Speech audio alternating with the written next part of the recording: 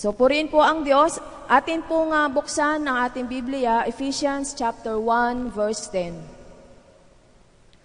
Basahin ko muna po sa wikang Tagalog from verse 9. Ephesians 1, 9 to 10, na ipinakilala niya sa atin ang hiwaga ng kanyang kalooban. Ayon sa kanyang minagaling na ipinasya niya sa kanya rin, sa pagiging katiwala sa kaganapan ng mga panahon, upang tipunin ang lahat ng mga bagay na nangasa sangkalangitan at ang mga bagay na nangasa ibabaw ng lupa. Sa kanya sinasabi ito. Sa wikang Ingles, and He made known unto us the mystery of His will, according to His good pleasure, which He purposed in Christ, to be put into effect when the times will have reached their fulfillment, to bring all things in heaven and on earth together under one head, even Christ. Tayo po'y manalangin. Salamat po, aming Ama. Ikaw po ang naluwalhati at maluluwalhati. Ikaw po, Panginoon, ang siyang magbigay sa amin ng espiritu ng kapahayagan. Even the spirit of wisdom, even the spirit of humility and brokenness, that we may understand and live your message this morning. We pray, O God, that all our eyes will be fixed on you. At ikaw po, Panginoon, ang siyang magpuspos sa pamagitan ng iyong Santong Espiritu.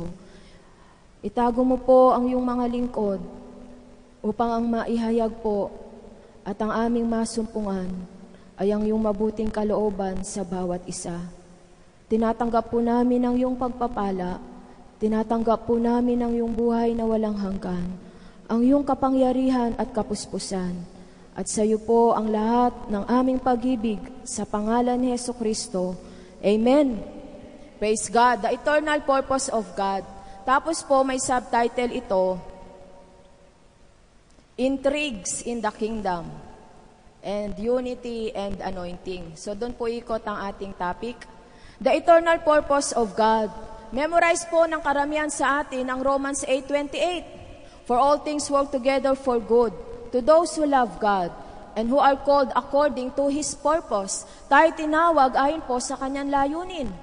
Tingnan niyo po ang yung magandang katabi sa kaliwa, ang yung poging katabi sa kanan, ang Diyos. Sige po, lingunin niyo naman. Yan, face to face. Ang bawat isa sa atin ay isinilang, o bago pa man tayo isinilang, may maganda na pong layunin ang Diyos. Amen? So ano po ang layunin na yung Diyos na yon? Number 1, ang ating Ama sa langit, tulad po na ating binasa sa Ephesians 1, verse 9, He made known unto us the mystery of His will. Marahil sa isang kabataan o sa isang Kristiyano, tinatanong niya ang Diyos, Lord, ano pong kalooban mo para sa akin? Sa mga single, Lord, kalooban mo ba siya sa akin? Siya na po bang yung binibigay? Ano po? Sa mga may pamilya, Lord, kalooban mo po ba ang business na ito, ang trabaho na ito? So itong ating itinatanong at sinasaliksik at naihayag na po sa ating binasa sa verse 9, He made known unto us the mystery of His will, according to His good pleasure, ayon sa kanyang kalulugod. Ang layunin ng Diyos, kanya pong will o kalooban sa bawat isa sa atin ay nagbibigay ito ng good pleasure sa Diyos. Una sa lahat, kung kaya't ang kalooban ng Diyos kung sa ating palagay, ay tanungin natin ito, shall this give good pleasure to God? O ang sarili ko lang ba ang mabibigyan ng kasiyahan?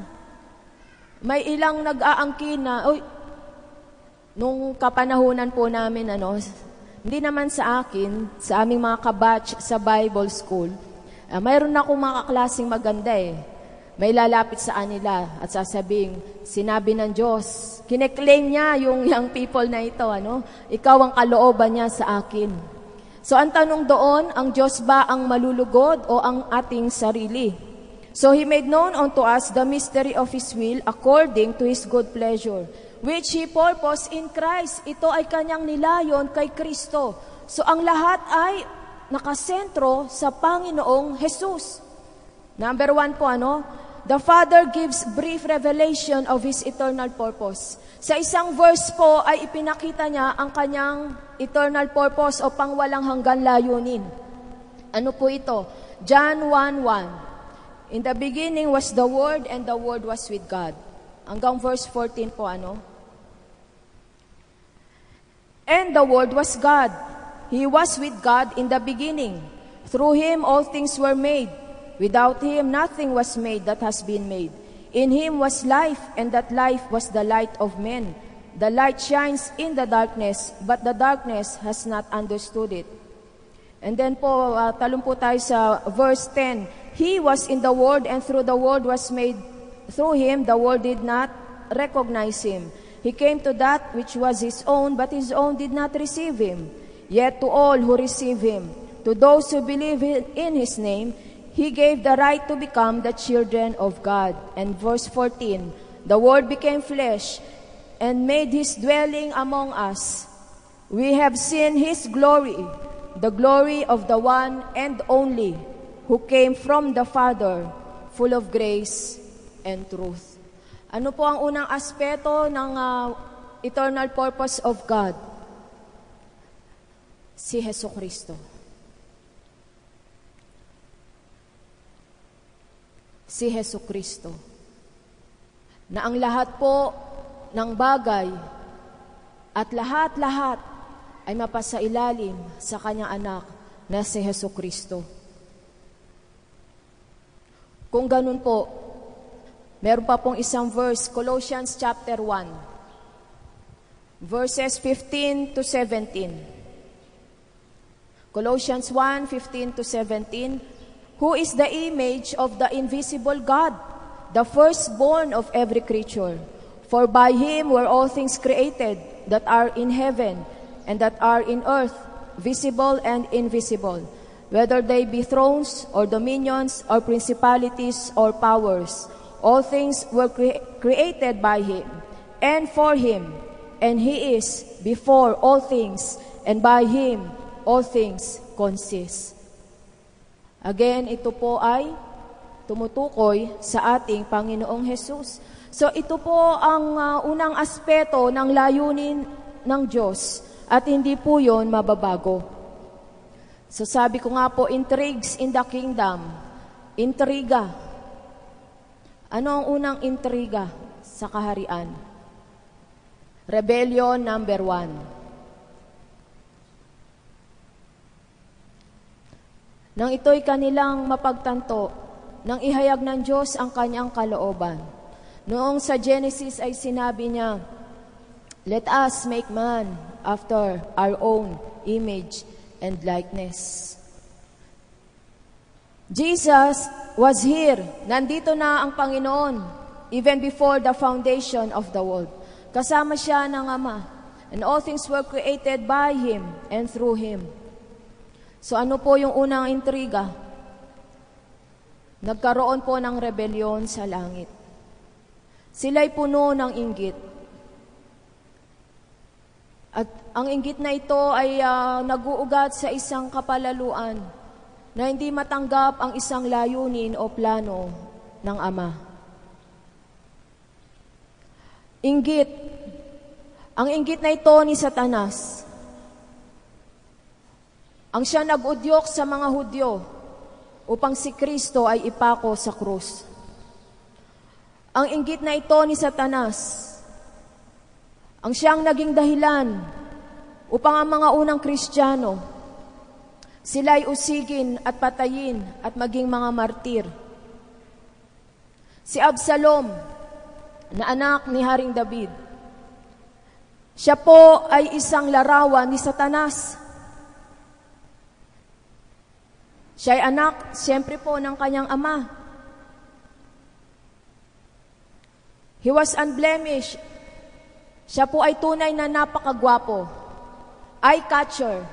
Sa isang crowd, mapapansin mo agad siya dahil sa kanyang kagwapuhan, sa kanyang tikas. Subalit nasumpungan po ang kasalanan sa kanyang puso, sa kanyang inggit, ay ninais niyang patayin ang kanyang sariling ama upang agawin ang trono kay Haring David. Magagawa ba ito ng isang anak sa kanyang ama? Ayun po, that was history. And that was the picture of Satan. The created cherub or angel, nilikha ng Diyos. Maaari bang ang isang nilikha ay ikovet, naisin, naigitan ang kanyang manlilikha? Ngunit yun nga po ay naganap.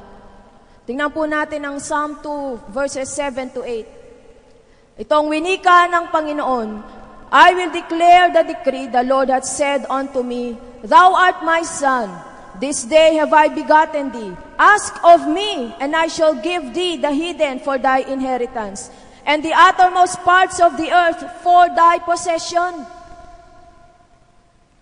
The Lord said unto me, You are my son. Ask of me. Ito po ay kinakausap ng Ama, ang Panginoong Jesus. Ibinigay na ng Diyos ang lahat-lahat kay Hesu Kristo. And then Isaiah chapter 9 verse 7.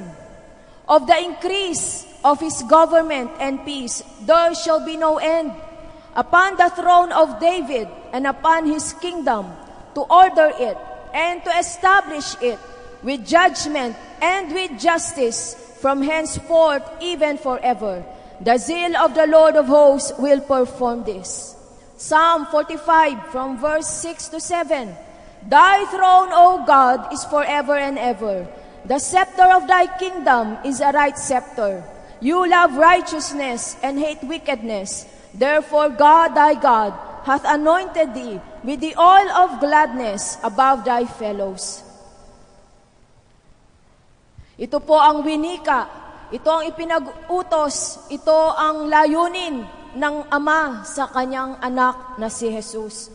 Marami ang nag-aangkin ng layuning ito.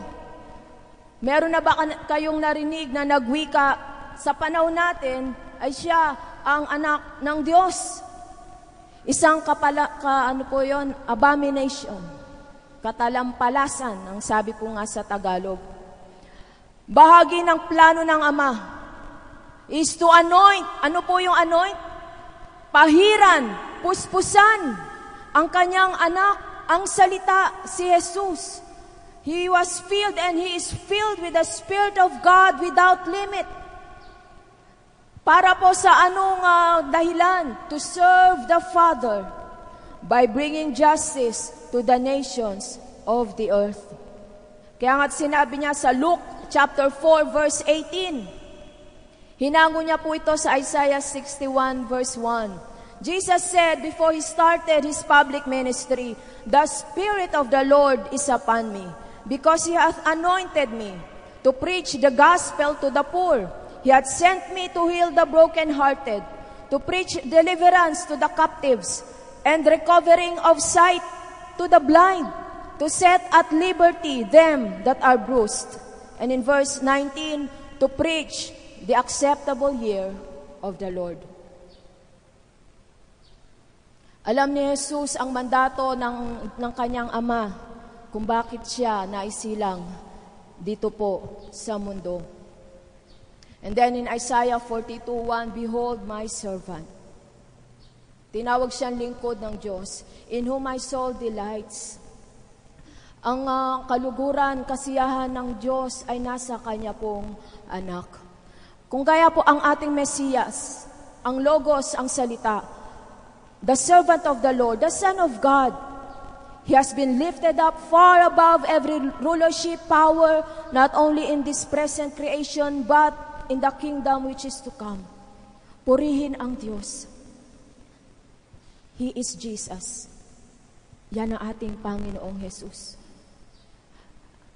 Kaya po, ikalawa pong layunin ng Diyos, ano po? Sa pamagitan po ni Apostol Pablo ay atin pong nalaman na ang Mesiyas, si Hesu Kristo, ay may isang katawan. He is to have a body. 1 Corinthians 12:12. For as the body is one, and hath many members, and all the members of that one body, being many, are one body, so also is Christ. Sino po itong isang katawan ni Kristo? Yan pong katabi mo. Ang bawat anak ng Diyos. Ang bawat Kristiyano. Disciple. Ang church. Amen? Amen? Masabi po natin, we are the body of Christ. Sa mata ng Diyos, tayo po ay iisa. Colossians 3:3. For ye are dead, and your life is hid with Christ in God. Ang buhay natin ngayon ay na kay Kristo, sa Diyos. Ephesians 2:6. And hath raised us up together and made us sit together in heavenly places with Christ. Tayo nakaluklok kasama ni Kristo. Kaya nga po may Galatians chapter 2 verse 20. I am crucified with Christ. Nevertheless I live, yet not I, but Christ who liveth in me. And the life which I now live in the flesh, I live by the faith of the Son of God, who loved me and gave himself for me. At ito rin ang panalangin ni Jesus, John 17:21. Itong habilin niya sa kanyang mga alagad bago yung Last Supper, that they all may be one, as thou, Father, art in me, and I in thee, that they also may be one in us, that the world may believe that you have sent me. Ephesians 3:19. Thank you po. Sa aking mabait, masipag at gwapong asawa.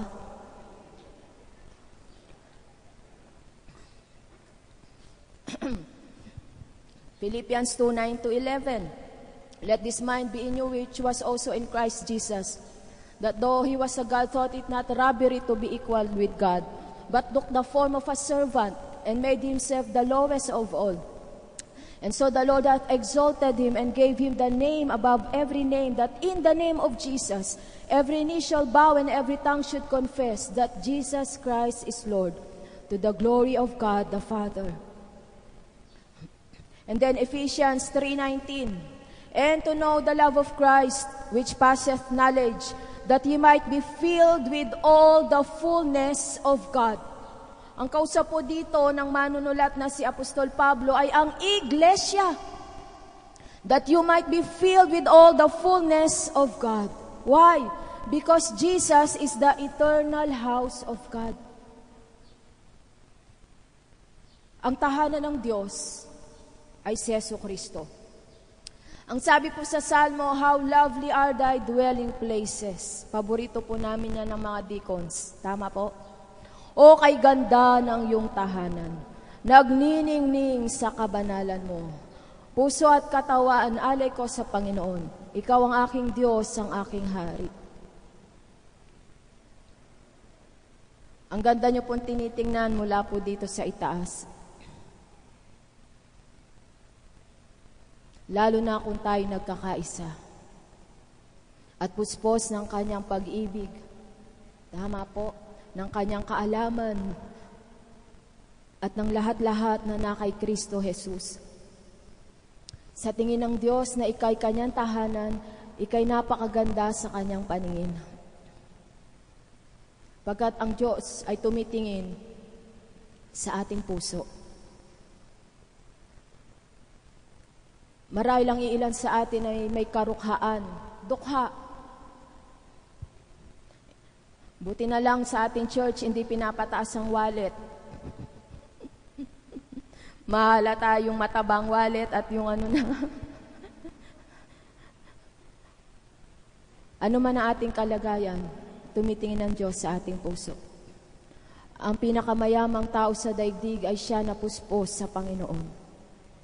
Ang sabi nga, wala akong ibang maipagmamalaki kundi ang kakilala ko o that I may know God. I count all things but dung. Dung po, yung pupo. That I may know Him, ang sabi ni Pablo. Kaya tayo maging mayaman sa umagang ito, sa kapuspusan po ng ating Diyos. So ano po yung unang layunin ng Diyos? Si Jesucristo, na ilagay ang lahat ng nilikha, lahat ng kapangyarihan sa kanyang ilalim. Ikalawa pong layunin ng Diyos na pangwalang hanggan ay magkaroon ng katawan, a body, at the church,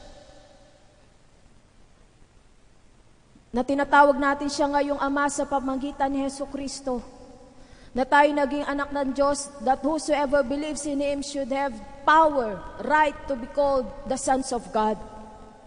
Ano po yung intriga po dito? Ano po yung intriga doon? Inihayag ng Diyos yung mystery, yung hiwaga ng kanyang kaharian. The mystery of the gospel of the kingdom of God is that Messiah is not only with us, but in us. Na si Jesus ay hindi lang natin kasama, kundi sumasa atin. Kaya nga, we have been born again in the Spirit. John 3:3, unless a man be born again, he cannot see the kingdom of God. At alam natin na tayo isinilang na muli sapagkat ng ating tanggupin si Kristo, tayo ay naging bagong nilalang. If any man is in Christ, he is a new creature. The old has gone or has passed, the new has come. Ano po yung intriga po dito? Rebellion number 2. Yung ating self-will. May self-will tayo eh. Hindi po yan inalis ng Diyos. May sarili tayong kalooban. Ang self-will na yan, ang siyang tinitira po ni Satanas. Sariling kalooban. Kaya't anong huling hinagpis ni Jesus sa hardin ng Gethsemane? 3 times. Nag-struggle si Jesus doon, pero kanyang napanagumpayan. Not my will, but yours be done. Not my will, but yours be done. Kaya nung ito po'y ating nabasa, ito pong ating sinabi sa Panginoon, your will is my life. Ang kalooban mo, O Diyos, ang aking buhay. Kung pahakbang ang mga pangito sa daan na taliwas sa kalooban ng Diyos, hindi yun ang aking buhay. His will is my life. His will is my life. Ganon din sa bawat isa sa atin. Ano yung intrigang ikalawa po sa church? Self-will. Self-will. Yan ang pinaglalaroan ni Satanas. Alam niya yan. Pagkat nakita niya ang Panginoon, bago pa man nalalang itong lupa, itong mundo, ang tao, namasdan ni Satanas, na noon ay Lucifer, the angel of light, kung paanong si Jesus ay sumunod sa Ama. Kung saan ang Ama ay naroon si Jesus. Nakipag-fellowship si Jesus sa mga anghel. At di natin alam kung ano pa ang mga creation doon sa kalangitan. At namasdan ng mga anghel at lahat ng nilikha ng Diyos kung paanong sa lahat ng ito ay sumunod ang Ama, ang anak sa kanya pong Ama. He has loved righteousness. Therefore, God anointed him with the oil of gladness above his fellows. Sino po yung fellows na yon? Sino yung fellows ni Jesus? Maari pong ang mga anghel.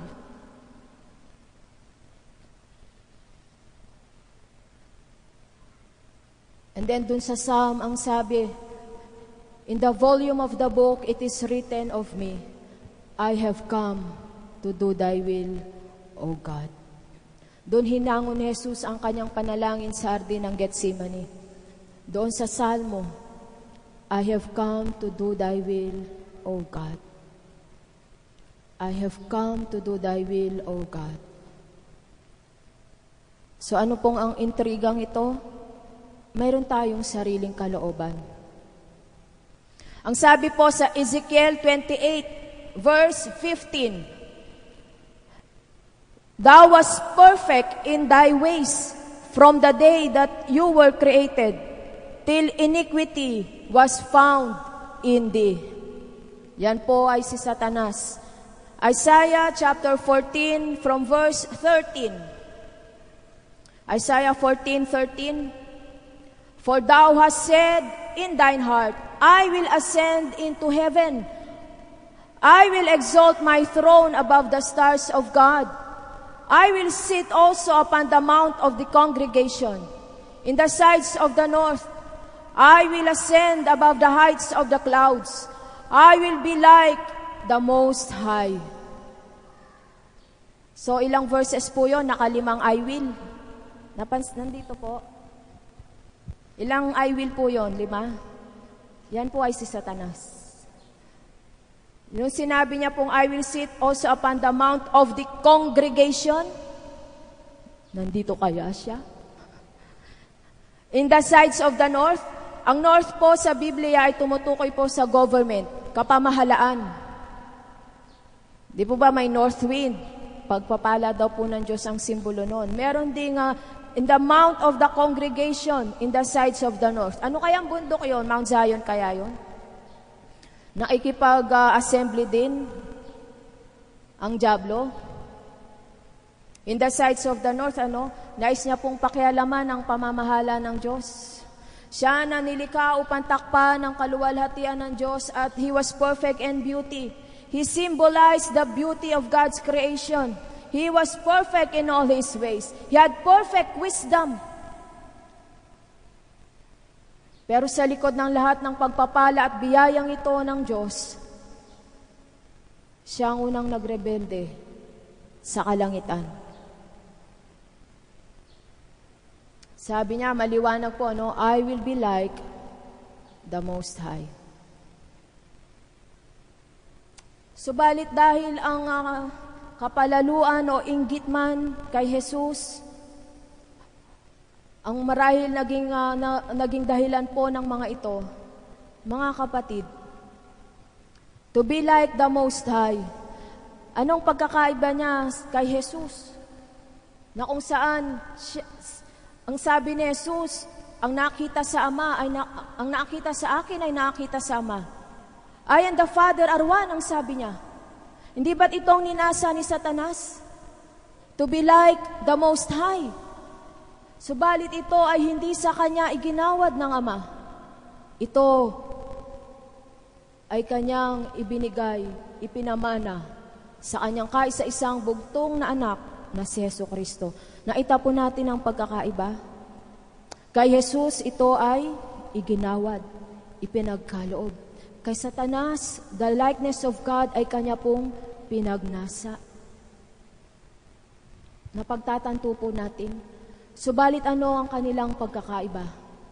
Si Jesucristo ay sumunod sa kalooban ng Ama. Maging sa punto ng kamatayan sa krus, maging sa punto na ang lahat ng kasalanan ng sanlibutan ay maipataw sa Kanya. Saan pong pagkakaiba doon? Obedience. Jesus said, if you love me, keep my commandments. Sundin mo ang aking kautusan. Yan daw po ang tanda na mahal natin si Jesus kung sinusunod natin ang kanyang kautusan. Bakit niya nasabi ito? Pagkat ito ang buhay ni Jesus. Dahil mahal niya ang Ama, sinunod niya ang kalooban ng Ama at lahat ng kanyang ipinag-utos. Jesus lived only for the pleasure of His God, of the Father. Malinaw po sa atin, nandoon sa puso. Sa puso ni Jesus ay tanging ang kaluwalhatian ng Ama, ang pagsunod. Kahit na siya pa ang maging kabayaran sa kasalanan ng sanlibutan, He did not question God. So sa pagkakaibang ito, balik po tayo dun sa intriga number 2, yung ating self-will. Diyan nahulog si Adan at si Eva. Paano po? Totoo ba? Is it true? Sinabi ng Diyos? Hanggang ngayon, yaan po ang kanyang dialogo. Totoo? Did God said? O hindi ba pag nag-tithes and offering ka, bubukas ang bintana ng kalangitan, pangako niya, liglig siksik na gumapa, walang paglagyan. O tingnan mo yung lalagyan mong bigas. Kalahating gatang na lang. Tingnan mo lahat ng iyong babayarin. Tingnan mo ang iyong pamilya, maraming pangangailangan. Totoo ba? At idinagdag sa panlilinlang na ito ang isang tugon.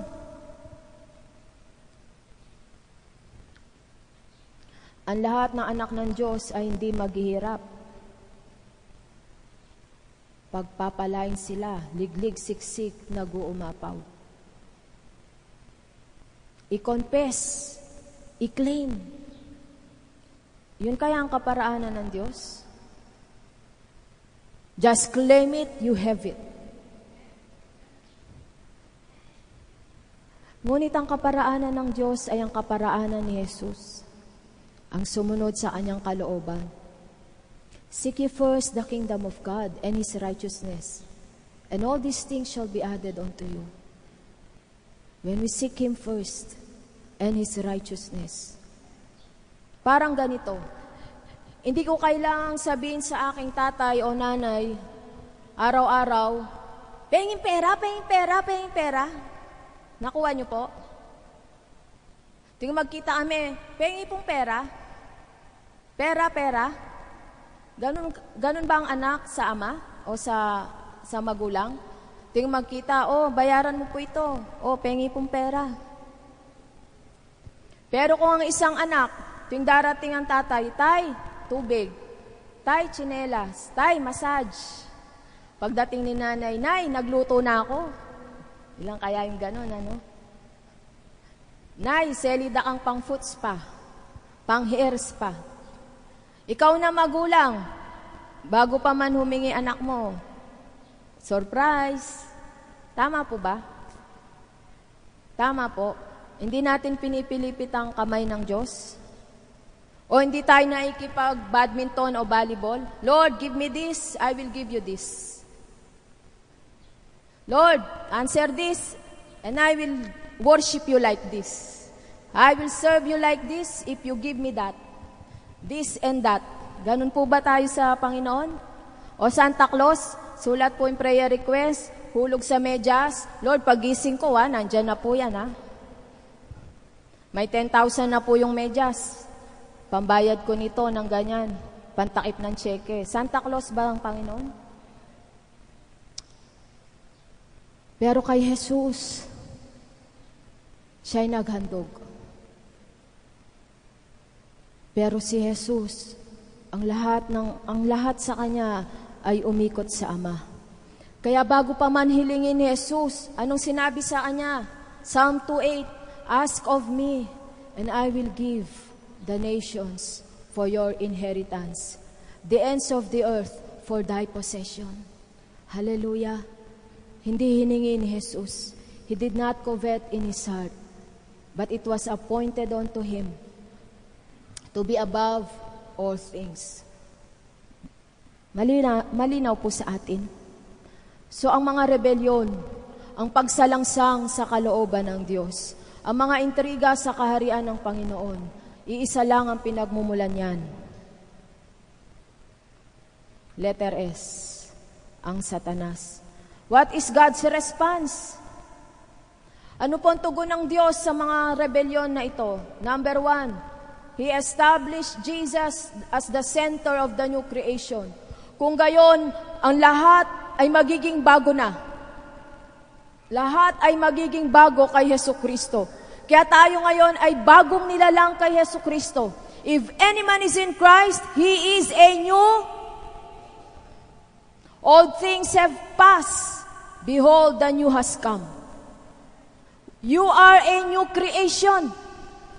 Although kagabi po, mag-aalas 2 na ng umaga kami natulog ng aking pong mahal. We walk through memory lane. Hanggang dun sa kalulololohan ko. Inalala po namin ito para maintindihan lang ang isang tao. Kapamilya ko po yun, na sumasalangsang. Minsan may mga prodigal.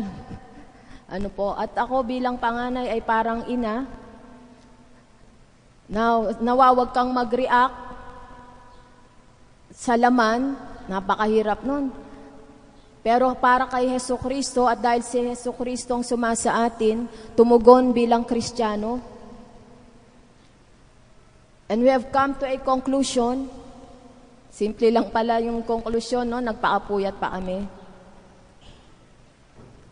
Unawain at kausapin. Period. So number 1, God's response to the rebellion. Jesus is the center of the new creation.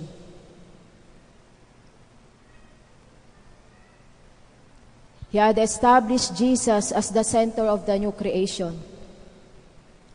Maliwanag po, dumarating, kaya sabi ni Jesus, the kingdom of God is within you. Christ in you, the hope of glory. Ang lahat ng nakay Hesukristo, sa bagong, in the coming new heaven and new earth, in the coming kingdom of God, when He establish it upon the earth, lahat ng nakay Hesukristo, ang siya pong mananatili sa bagong kaharian. Kaya lahat ng wala kay Kristo ay kasamang matutuklip, mawawala pagdating ng Panginoon. And then number 2, God's response to the rebellion, the creation of a bride for Jesus. Isang babaeng pakakasal. Ilan na rin po ang kinasal sa ating iglesia? Ilang kasal na po ang inyong dinaluhan? Di ba nakafocus sa bride? Excuse me sa mga groom, o naging groom. Tama po, pakaganda-ganda yung bride, tama. Kaya simple man yan, o bongga, ang tinitingnan ng lahat, yung bride. Tama po. Bakit? Kasi ito ay nagpapahayag ng isang plano ng Diyos. He is preparing or has prepared a bride for His Son. Pinroblema ko po yung aking kapatid dahil gusto na raw mag-asawa. 30 plus na yan, binata. Ibibigay mo ba ang yung anak o sa hindi mo kakilala? So tayo, hinuhubog ng Ama, ng Diyos, ang bawat isa sa atin. Ang lahat ng pangyayari sa ating buhay ay upang ihanda tayo sa araw na yon. Maiharap tayong isang tila babaeng pakakasalan ng Panginoon, pakikipag-isa kay Kristo. Ephesians 3:10, to the intent that now unto the principalities and powers in heavenly places might be known by and through the church, the manifold wisdom of God. Sa pamagitan ng iglesia, ng katawan ni Kristo, ay mahayag ang karunungan ng Diyos. Kaya nga, nung unang nilalang ang tao, Genesis 1:26, the two was made one. The two flesh made one. The two shall become one. So, ang mag-asawa sa mata ng Diyos ay iisa. Kaya nga sabi ni Pablo, mga asawang lalaki, kapag inyong sinasaktan ang inyong asawang babae, ay tila sinasaktan ninyo ang inyong sarili. Pagkat sa mata ng Diyos, kayo'y iisa na lamang. At ganon din paikipag-isa ang nais ng Diyos sa iglesia at sa kanyang anak. It's a union. It's a marriage of the Lamb. Ang paikipagkasal sa kordero. The Lamb of God who takes away the sin of the world. Kaya nga sa pamilya, ano po ang pinag-utos sa mga asawang lalaki? Husbands, love your wives as Christ loved the church and gave Himself for it that He may sanctify it and present it to Himself blemish and perfect. Sa mga asawang babae, wives, submit to your husband. Period. Sa mga anak, children, honor your father and mother. Sa church, obey your parents in the Lord. So ano po yun? Love, submit, honor, obey. Ito po ang ating attitude una sa Diyos. We should love God with all our heart. We should submit to the will of God. We should honor God. We should obey His commands. Sa Diyos, sa ating sambahayan, sa ating kapwa. Love your neighbor as you love yourself. This harmony, this unity, ang pagkakaisang ito ay nais ng Diyos magumpisa sa ating tahanan. Tama po. Mga asawang lalaki, kung nagiging dry na tayo sa ating pag-ibig sa Diyos, seek God. Ask His help. Oh Lord, kasi tuwing gabi, amoy suka na siya.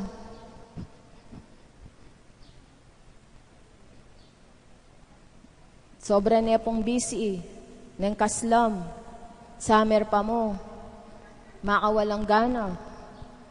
O kaya naman, mga asawang babae, O Lord, kulang ang payslip. Akong manabono. O kung ano mang kalagayan po natin. Pero alam nyo, if husbands should love their wives, and wives should submit to their husband, and children would just honor and obey their parents, hallelujah. What a house. What a home. Mahirap po yun, mga bata, kabataan. Obey your parents. Honor them. Ano yung honor? Diba, pag graduation, cum laude, magna, sinasabitan. Sana ganun tayo sa ating magulang. Sabi ko nga, bayaran nyo man ng ilang milyon ng ating magulang. Hindi yan sapat upang bayaran ang isang buhay na pinagkaloob sa atin. Walang kabayaran ang sakripisyo ng isang magulang. Kaya obey your parents. Honor them. Do not despise. Na pag may kwentuhan, ako yung nagtatay kong laseng ko. Hindi po ganon. We honor them in our hearts. Amen? And then wives submit. Period na yon. Dati nag-aaklas ang aking kalooban. Matanda ako sa kanya. Hindi ko naman kinakahiya po, no? Sa tingin ko, mas marunong ako sa kanya. Sabi ko nga, gumagapang ka pa lang, nagmamarathon na ako. Hindi po joke yun, totoo yun.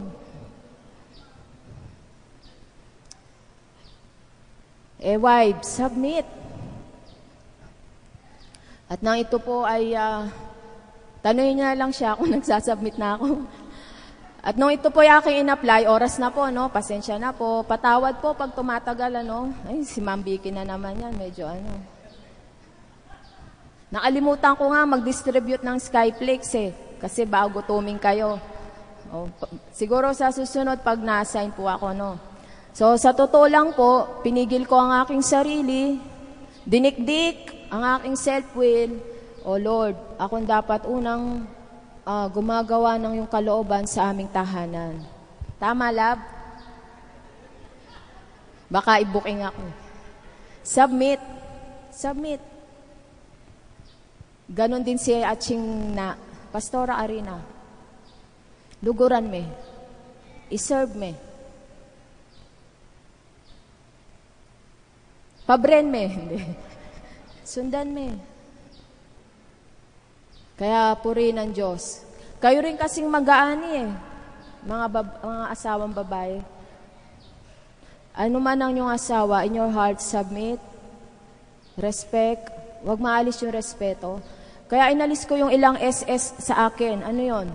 Sumbat. Opo. Madaling manumbat Minsan nga lang yung, nakalimutan mo na naman yung susi mo, tapos sa akin mo hanapin. Sumbat na po yon. Yung pag-ungkat ng nakaraan, o kahit 1 minuto pa lang nakakaraan.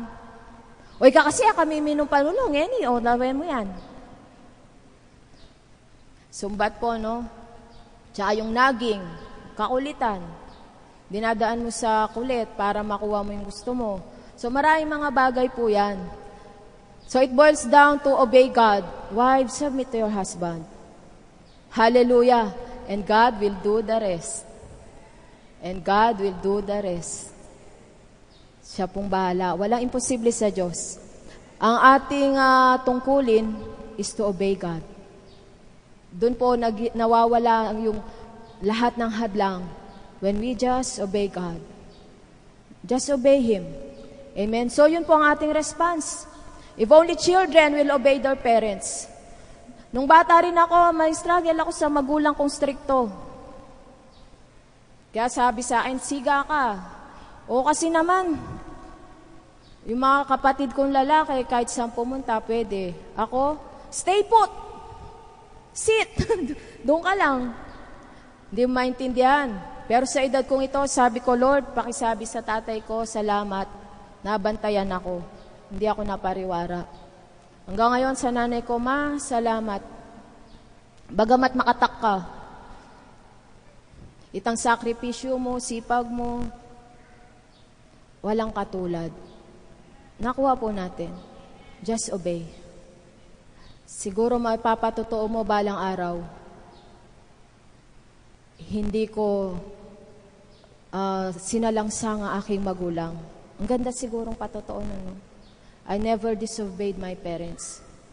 Kung kapag disobey naman tayo, meron pa tayong pagkakataon to pay back. Amen? So, ganun po, no? Love, submit, honor, and obey. This should be our attitudes toward God and men. Kailangan ko na pong mag-landing, ano? So, if this is the eternal purpose of God, that Jesus be the center of everything, doon po tayo makiisa. Ano pong laging sinasabi noon ni Pastor Edgar? Union. Tama po. Sa picture niya kasi na-capture yung you niya eh. Union. Makipag-isa kay Kristo. Bakit nilayon ng Diyos na hindi tayo tulad ng anghel? Bakit may lalaki at babae na sa ilan ay pinag-asawa ng Diyos, pinag-isa niya? It's union. Sa mga couples, it's union. Makipag-isa. If wives will not submit to their husband, ikaw rin. If husbands will not love their wives sacrificially, ang yung sarili ang yung sinasaktan. If children will not honor and obey their parents, sinasaktan mo rin ay ang yung sarili. Because there is a promise that you may have a long and good life. Karamihan ng mga napapariwarang kabataan ay hindi sumunod sa kanilang magulang. Sinunod ang kanilang sarili. At kung sa ating puso ngayong magtatanghali na po, alam mo, may rebellion pang masusumpungan. Meron pa tayong panahon upang magpakumbaba, sabihin ito sa Diyos. Sa church, sa Ephesians ang sabi, children, obey your parents in the Lord. Ako po humingi ng tawad sa aking murang edad. Mura daw, oh. Mas matanda kasing iba sa inyo eh. Opo, kabataan kami nung tinawag ng Diyos. Nasa Kanya ay maglingkod. Humingi po ako ng tawad kung kami naging mahina, nagkamali sa inyong harapan. Kung kami naging palpak. Sorry po. Hello? Forgiven? Ay, hindi. Ayaw niya ta. Patawarin niyo po kami. Hindi namin hinangad ang posisyon na ito. Tayo lamang po ay naglilingkod. Amen? Kung ako po personally, kung na-offend ko kayo, may nasabi, nagawa, please approach me. Minsan kasi hindi natin, nawawala tayo sa ating sarili, hindi natin alam na kapag-offend tayo. Pinractice po namin mag-asawa ito, mag-sorry agad. Pero bilang wife na nagsasubmit, hindi ko siya sasabihin, oh, mag-sorry na ka. Hintayin ko yan. At purihin ng Diyos, He would be, nag-sorry pa lang siya anina. Sorry laba, nag-visit ako. O sige, mama, chup-chup na. E di, mas maganda po, may harmony. Sorry ne, nung mitasing boses ko. Sorry ne, ako pa may kapagluto. May dala ako kasi ketang nobela. Korean nobela o nanuman. Sorry lang. Tama po. Hindi pag may time, kundi all the time. Di ba anak? Sorry ma, sorry pa.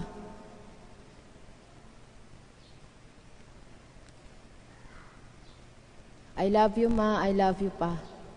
Habang kasama niyo pa sila. Hanggang ngayon, Lord, pakisabi sa tatay ko, I love him. Sorry po, I was never the doctor that he wanted me to be. Sorry po, I have failed him in that area. If I have disobeyed, it's because I wanted to obey God. Amen po. Our attitude towards God and towards men is to love, submit, honor, and obey. Punta po tayo dito sa Mount Zion, Kung may pagkakamali ang ating mga espiritual na magulang, alam nyo, kausapin nyo sila. Lapitan nyo sila. 21 years na kami dito.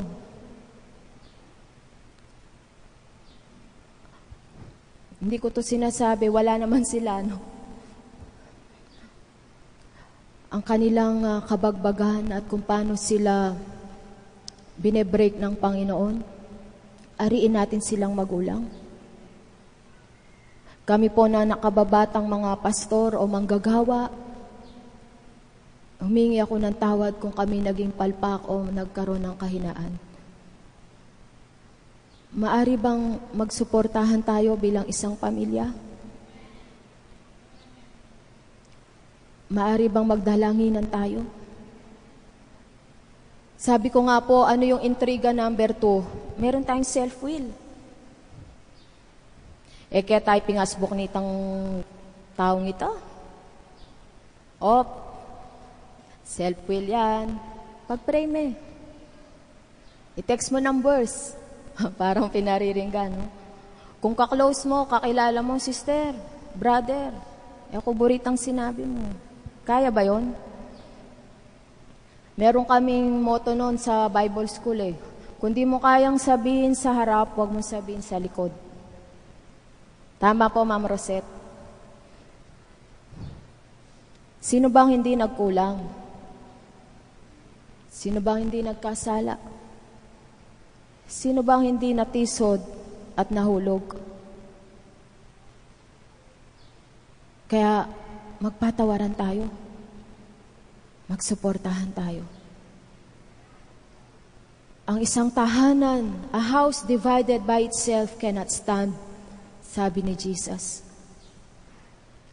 Unless the Lord builds the house, we labor in vain. Let us do our part. Amen? Ika'y bahagi ng walang hanggang layunin ng Diyos. You as a church, as the body of Christ, as the Son of God through Jesus Christ, merong layunin ang Diyos sa atin. Amen? Let us part of this solution and not the problem. Tama po. Hindi po ako nandito dahil ako'y higit na marunong. Hindi po. Tayo sumusunod lamang sa inaatas sa atin. Marami sa inyong nakaupo ang higit na marunong, higit na pinahiran. Ngunit tayo'y nagkakaisa sa isang layunin po ng Diyos. Amen? At masumpungan sa atin ang Psalm 133. Dito po ako magtatapos. Behold how good. Sige po, pagka-flash po ng screen Psalm 133, basahin po natin in unison, sabay-sabay po Yan po ang dahilan kung bakit ang mga kababaihan ay nagsama-sama, ang mga kalalakihan ay nagsama-sama po we are one in the bond of Christ. Na-flash na po ba? Psalm 133. Kung paanong si Jesucristo at ang Ama ay iisa. Ang kalooban at nasa ng Diyos ay makita ang pagkakaisang ito sa katawan ni Kristo. Makita ang pagkakaisang ito sa bawat Kristiyanong tahanan. Unity, ang pagkakaisa. Ang ating bayan dahil sa kawalan ng pagkakaisa. Ilan ang mga rebelde, mga terorista, hindi sumasang-ayon sa pamahalaan. Kaya alam nyo na ang anyo ng ating bayan. Naging mabagal ang pag-usad. Magiging mabagal ang pag-unlad ng isang tahanan kung walang pagkakaisa. Magiging mabagal ang paglago ng isang iglesia kung walang pagkakaisa. But united we stand. Ang sabi nga, divided we fall.